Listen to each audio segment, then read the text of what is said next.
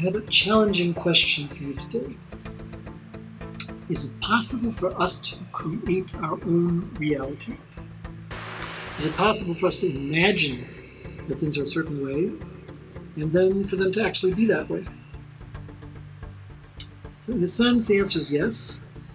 In a sense, the answer is no. In other words, we can't just imagine that it's a certain way if it's really not that way. But it's possible to think that we see things as they are, the real world, so to speak, and really things are, in reality, quite different. Let's put it this way. There's something that people call the objective reality and the subjective reality. Objective reality meaning things the way they really are, the real world, so to speak, and things the way they appear to be, which differs from person to person and is dependent on our own perspective, that is, how we see things. In other words, we can look at the same thing as someone else and see it in a completely different way. It all comes down to how we conceive of reality. Is reality just what we see? Or is reality more than just that? Does it include aspects that we don't see, that perhaps we've only heard about? For example, if a person was brought up in a rural town and was not particularly educated, and didn't know that anything existed outside of their hometown, they had no concept that there was any kind of world outside of their farm or their town or whatever it is. They would think that that's the whole world. They've never been exposed to anything else. They've never heard about anything else. As far as they're concerned, that is their reality. That town is all that exists. All of a sudden they meet someone that comes from somewhere else. And they start to tell them stories about, there's a whole world outside of this little town that you were brought up in. There's a lot of other things going on besides just what you see. Now, how would the person, our rural town dweller, how is he going to decide whether he should believe this person or not? A lot has to do with, is this person believable? Is he reliable? Is he respectable? Is he someone that I can trust, that he's telling me, giving me the correct information? Because if I'm now going to extend my worldview to encompass something that I never saw, it means that I have to trust the person who's telling me, who's giving that information. So the fact is that our experience of the world, no matter how much we've seen, is intrinsically very limited. No matter who we're listening to. For example, if a scientist tells us that with high-powered telescopes, we're able to see millions of worlds, planets, galaxies that you would have no idea existed, and even what they look like, and the colors they have, and all kinds of information about how they're made up. All of these are based on scientists, people who have access to the kind of equipment that we don't have access to, are studying it in a certain way with certain concepts of how to study these things. And they're all getting back with this information that we have no access to, and probably in our lifetimes we'll never actually experience seeing these things. But we trust them because they're reputable. They come from reputable institutions of learning or research centers or whatever they are. We tend to believe them that what they're saying is not simply made up. It's something that must have something behind it. They didn't just decide to give us this information. Same thing with the microscopic world. There's all kinds of things that we don't see. And beyond that, there are things that are only theorized, certain, subatomic particles and things like that we can't actually see them directly, but we can only see the results in terms of how they react with other things. And all of these things are things that we can only know about, and that they can only expand our worldview because somebody has told us about it. Now let's talk about something a little more immediate to our own lives. What about the way we see reality on a day-to-day basis? The way we're taught to perceive the world, where the physical properties, the material world, takes priority. It's something that this is called the real world, that which we see, which we perceive with our own senses. That becomes the main occupation. So then, when we look at the world from that standpoint, basically life begins when we're born and ends when we die. In other words, we're looking at that which is visible to us. What is visible to us is our bodies. So therefore, when the body comes into existence at birth, that's the beginning of life. And when it ceases to function, goes back into the earth, then that's called death, and then life has ended. That's if we look at things totally in terms of the material value, a materialist who believes that the only thing that exists is that which we can perceive with our senses, then that is the beginning of life, and that's the end of life. But if we look even superficially beyond that kind of outlook, we will see that most people would agree that the material life is only a very small part of our experience of reality. And not only that, it's the least significant. As we say, the greatest things, the best things in life are food, or money can't buy love, or these kinds of folk expressions. These things are part of everybody's reality. The things that are most important to us in life are not things that we can quantify necessarily, or things that we see with our senses, or things that we can detect with instruments, or any of these things. There are things that we relate more to on a soul basis than on a body basis. The body is considered to be superficial. The body is skin deep. It's something that is only on the physical level and not something that goes deeper into the heart, to the mind, to thought, to feelings, to spiritual experience. All of these things are totally beyond the ability of scientific instruments to sense, let alone understand and quantify and understand the mechanisms behind them. These are all things that defy description, and yet those are the things that, for most of us, those are the most important things in our lives. So that's what we call a higher reality and a lower reality. The higher reality is that which exists for everyone. It has to exist that way. It is something that exists beyond just what we perceive, because when we perceive things and we interpret things, then that everyone perceives things differently, and they interpret things differently. But if there's a higher reality that goes beyond what is going on in this physical material dimension, then that exists by itself independently on a whole different level. And what happens is that the existence that we do perceive with our own senses can be very much an illusion, because if it ignores that whole dimension of reality which we can't perceive with our senses, then it's showing us a very, very limited and, in many senses, a very deceptive view of what's really going on in the larger picture of reality. So the real question becomes, who do we believe? How do we find out about what's going on in that high reality if we can't see it with our senses? At that point, religion comes into play.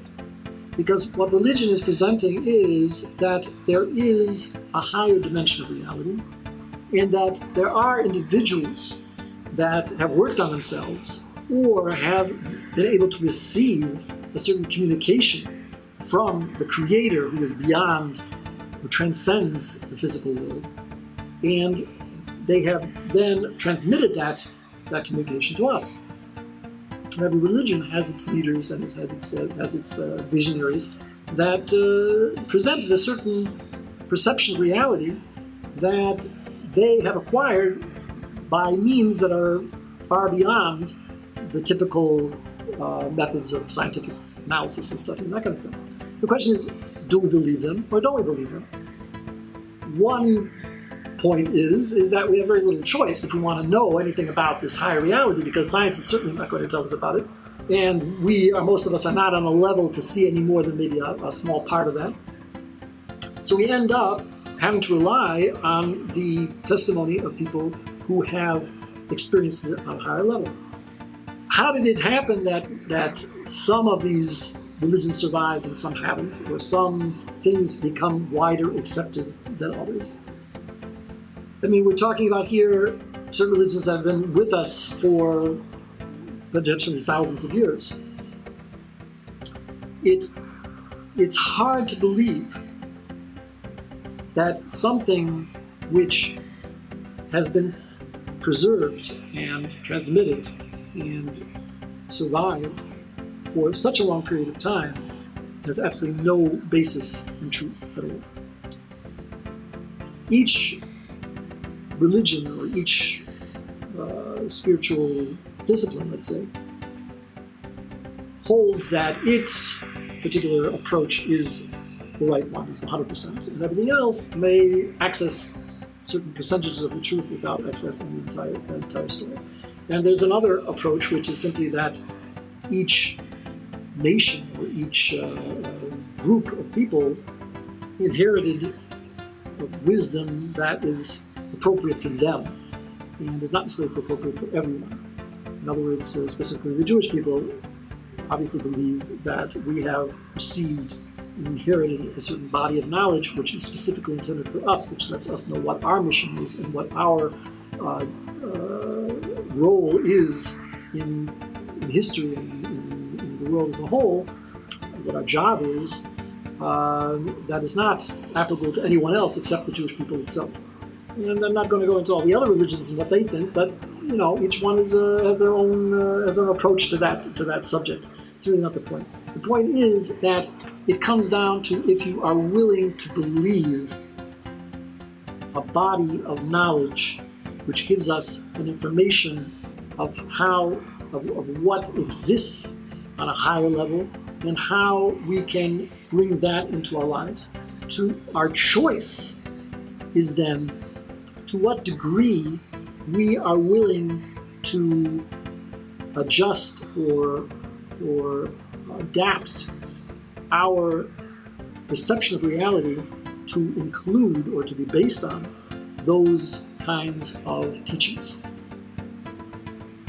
So one of those basic teachings is that on a higher level, whatever the Creator does, however he set up the world and however he manages the world on a day-to-day basis, is not bad.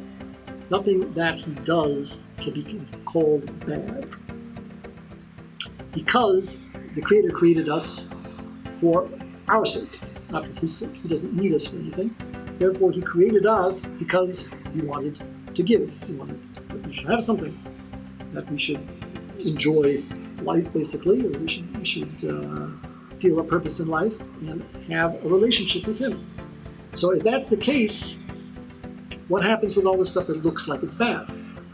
So again, that comes back down to what level of reality we are existing on, what level of reality we've accepted for ourselves, and where we're putting ourselves within reality.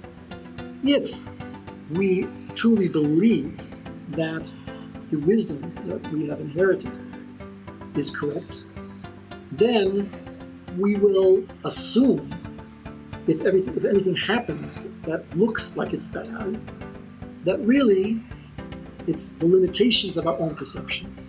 And if we look at things on a higher level, or if we would have the total information about what's really going on, then we would see that it's actually ultimately for the good. To the point where it's something that if we would really know what was behind it, we would thank the Creator for putting us in that situation. An example of that concept of if we would only know what's really behind it, then we would look at it completely differently, is of course the typical metaphor of a person goes to a hospital for an operation.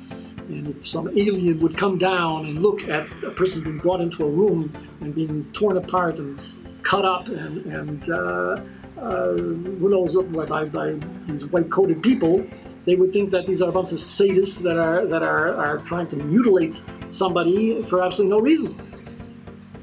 Of course, for the person himself who's involved, if he knows that this operation is necessary in order to save his life, then no matter how much suffering he goes through in order to correct that situation in his body that's falling apart and is out to kill him, then he realizes he's saving his life instead of killing him.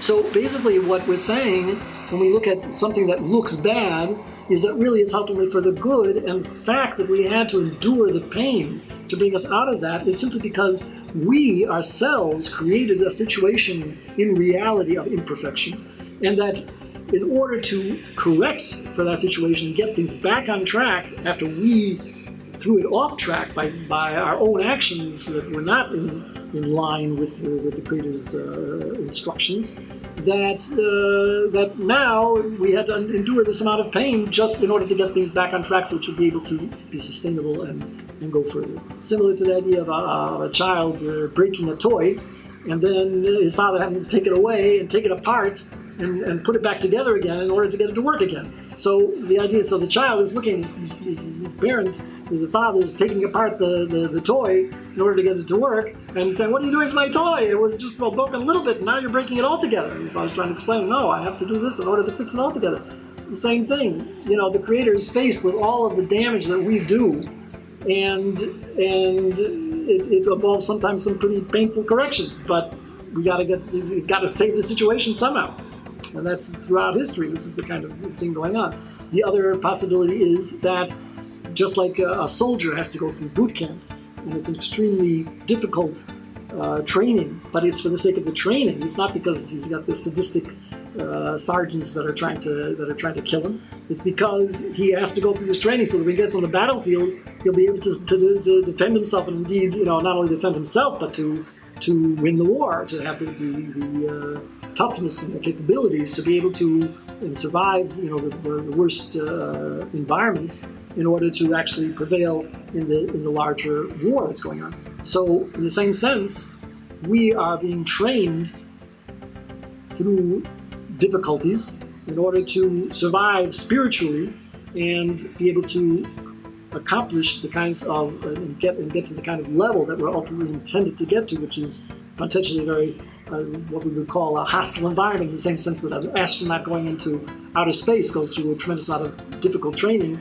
in order to prepare himself to be able to go into, to be able to survive the experience of outer space or under the sea or something like that, some kind of an unfamiliar, difficult environment. In the same sense, the spiritual environment that we're intended eventually to where we're going to receive our ultimate reward is something that's the antithesis of something that the body would be able to survive in. So our spiritual state also has to be perfected to the extent that we can survive and flourish in that kind of condition, which is so different than what we're in now.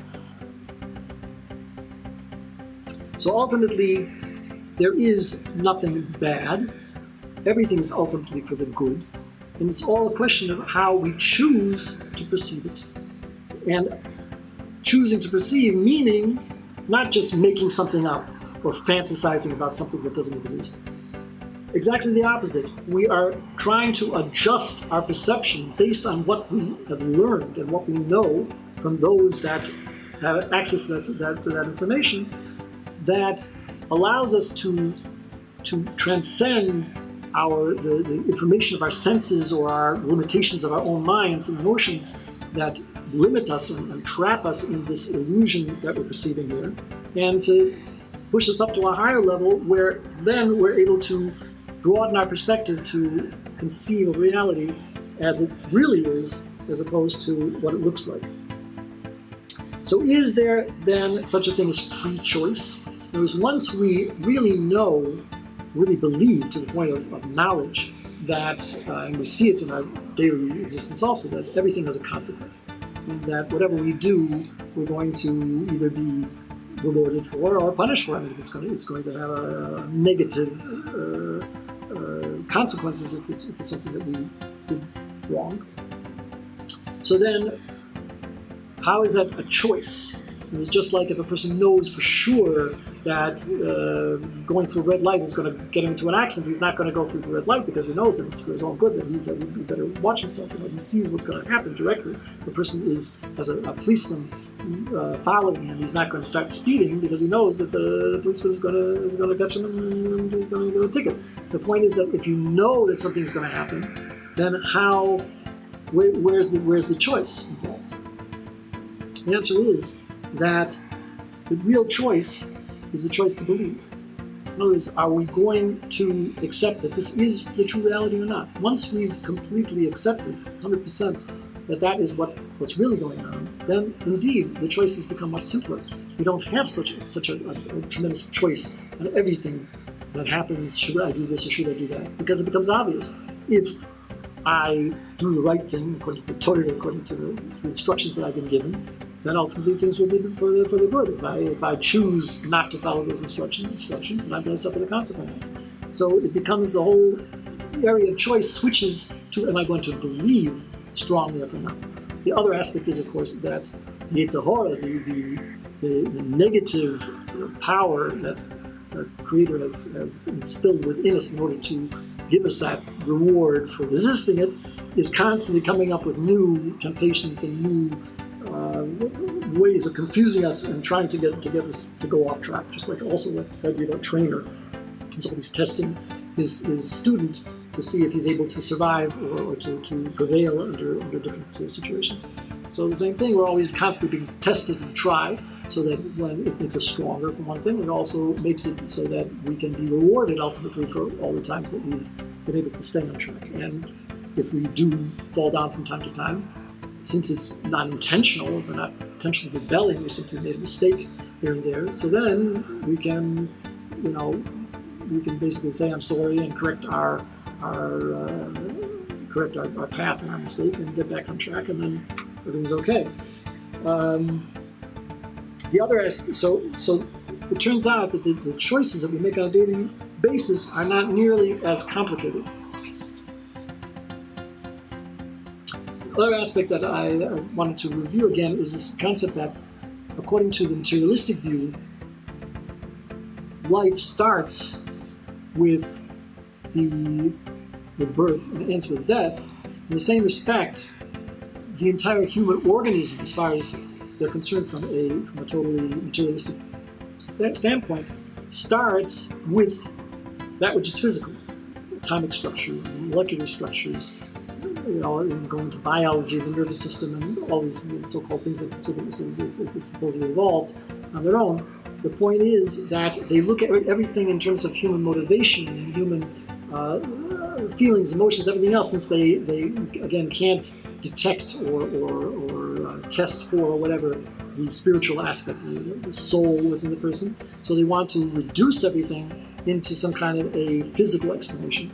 So therefore, the choice, you really also don't have a choice, because you're totally a slave to your hormones and to your DNA and to your all kinds of different physical things that are supposedly determining what your choice is going to be. So it comes out that according to that viewpoint, there's also no choice, really. We're just advanced robots, automatons. We're basically, and certainly there's no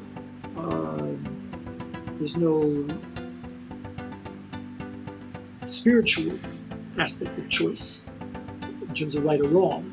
It's pleasure, pain, or reactions to different things going on within the body and the brain, and that's what's causing us to make these choices.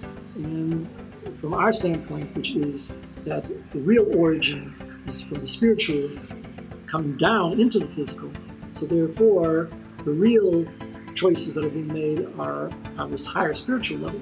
And since our origin is in a higher spiritual plane, and the tests that we have that test our free choice are as a result of coming into this world and not being able to see that spiritual dimension with our senses anymore, and rather being dependent on and being confronted with this illusion that tests our commitment and our choice to the spiritual description of reality, then we're figuring that is those choices are the main thing. And those are the things that are responsible. There's one other aspect I want to mention is that we are actually given the power, the way that the creators structured the world, that we have a physical dimension and the spiritual dimension. There's in the spiritual dimension, in order to make free choice possible, there's a concept of holiness, which are the things that radiate and manifest the Creator's presence in the world. And then there's the other aspect of impurity, which conceals the Creator's presence in the world and makes it possible for us to believe that He's really not around, or there is no God, or God has removed Himself, or He's not present, or He's not in the physical. So that's the aspect of impurity. So we have a choice whether to, with any physical thing, whether we're going to use it for a purpose which manifests the Creator's presence within it and makes it therefore holy, or something that conceals the Creator's presence, which is going to make it harder to see God in the world. So we're actually transforming the nature of reality itself by choosing to use it in such a way that we either reveal His presence or conceal His presence. And that becomes a major, major function that we have in the world, is to reveal the Creator's presence in everything so that it becomes easier to see His presence in the world. And then that is a major aspect of what we're rewarded for in the final analysis.